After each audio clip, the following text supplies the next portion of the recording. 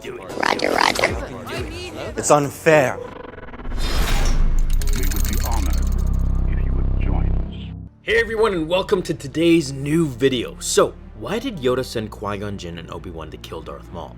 Something that seems to raise a lot of questions is in regards to why they sent these two, and only these two, to fight the first Sith Lord in over 1,000 years.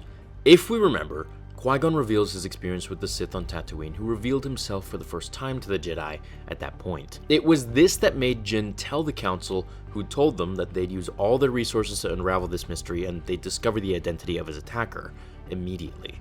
However, they knew very well that the Sith had returned, or at least according to this new information, were back in some sort of way. So why did they send a Jedi Master and his low-level Padawan, Obi-Wan at the time, to face the threat? Well, the answer is that they had no clue the Sith Lord would even show up there. The connection between the Trade Federation blockade on Naboo and the Sith's dealings were unconnected and unknown at the time. Had they known that Darth Maul would have shown up at the freighter, I'm sure they would have taken more Jedi Masters.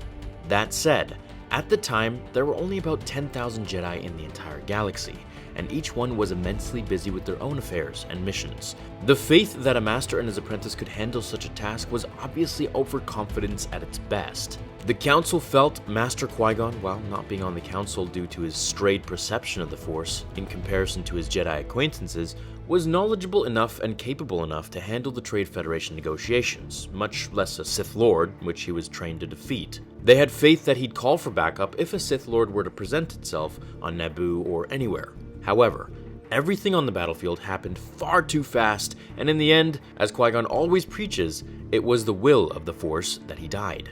For if he didn't, he never would have become a Force ghost, and in turn taught his knowledge to Yoda at the end of Revenge of the Sith, who taught it to Obi-Wan, who helped Luke in many situations in the afterlife, and then, of course, caused Luke to die at the end of The Last Jedi. So it all pretty much goes back to Darth Maul killing Qui-Gon Jinn. Now, Qui-Gon learned this ability from the Shaman of the Wills themselves, however, that's another video for a different time, and I've covered it many times before. Now, my opinion on this matter is that the Council knew the battle on Naboo was a big one, and the possibility of the Sith Lord making an appearance was definitely there, so they should have put 2 more Jedi Masters or a Jedi Master and their apprentice at least to accompany Qui-Gon and Obi-Wan to lead the battle. That way, Maul would have died, Qui-Gon would have lived and trained Anakin, who most likely wouldn't have turned to the dark side with Jinn's proper teaching, as I always felt like Obi-Wan was more of like a brother and not really so ready to fulfill the task of training someone like Anakin, who already had so many attachments when he started to become a Jedi.